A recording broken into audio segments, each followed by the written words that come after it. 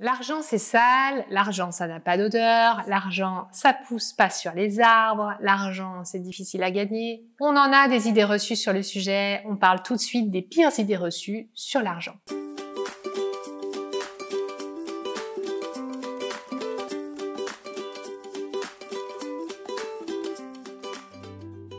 On a beaucoup d'idées reçues sur l'argent et c'est vrai qu'on a souvent une relation compliquée à l'argent, à l'abondance de façon générale dans sa vie, à la fois l'abondance financière mais l'abondance sur tous les sujets. Donc on va voir ensemble d'où vient finalement ce problème de relation et comment on peut, avec quelques conseils simples, changer son rapport à l'argent.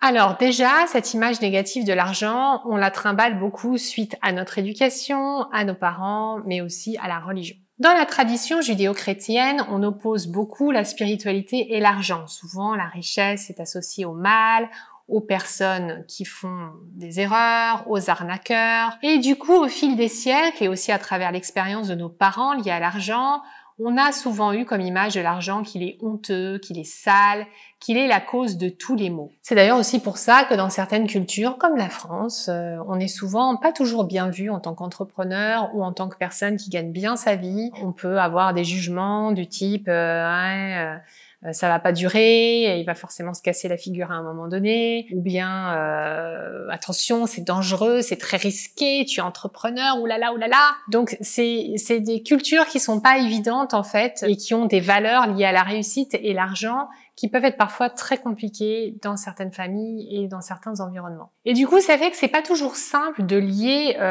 le sens, la contribution, le fait d'être généreux, le fait d'être spirituel, avec le fait de gagner de l'argent. Même souvent, c'est un peu deux choses qu'on oppose. Soit on est spirituel, aligné dans les énergies, bien dans sa peau, etc. Soit on est quelqu'un qui focus que sur l'argent, un gros capitaliste qui ne regarde que son petit confort personnel et s'en fiche des autres. Alors comment changer de mindset? Comment changer d'état d'esprit? Comment aborder l'argent d'une autre façon? Et comment développer un rapport sain avec l'argent?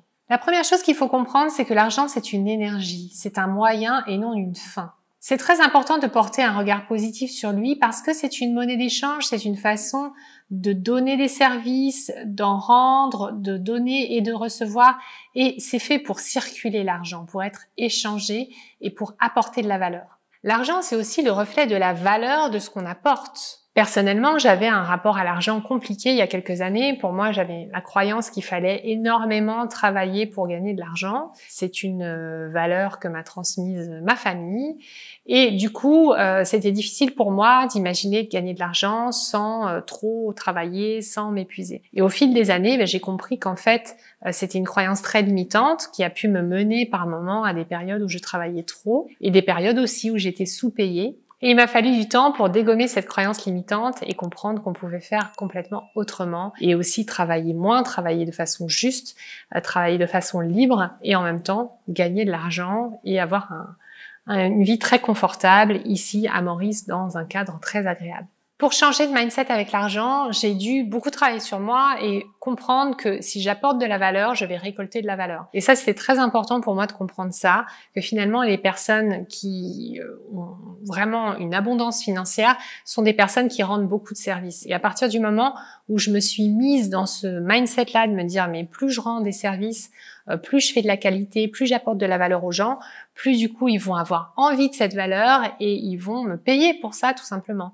Et plus j'apporterai de la valeur, plus je vais recevoir de la valeur. Donc plus j'apporterai des services, plus je vais recevoir de l'argent et plus des personnes seront heureuses de prendre les services chez moi tout simplement. C'est très important aussi de cesser de se concentrer sur le manque. Si dans votre vie vous manquez d'argent, arrêtez de focaliser là-dessus et dites-vous comment je peux passer en mode solution, comment je peux apporter plus de valeur, comment je peux rendre plus de services aux gens, comment je peux donner en fait, donner plus de services, donner plus de produits payants bien sûr aux personnes en leur rendant un bon service que du coup elles seront prêtes à payer. Et plus vous réfléchissez comme ça en mode solution, plus vous allez trouver des solutions dans votre entourage et plus vous allez trouver aussi des solutions dans votre vie au quotidien. Il faut sortir du manque, arrêter de dire je n'ai pas assez, mais plutôt vous poser la question comment je peux avoir plus, comment je peux donner plus, comment je peux aider plus. Moi je suis dans mon approche uniquement dans l'aide.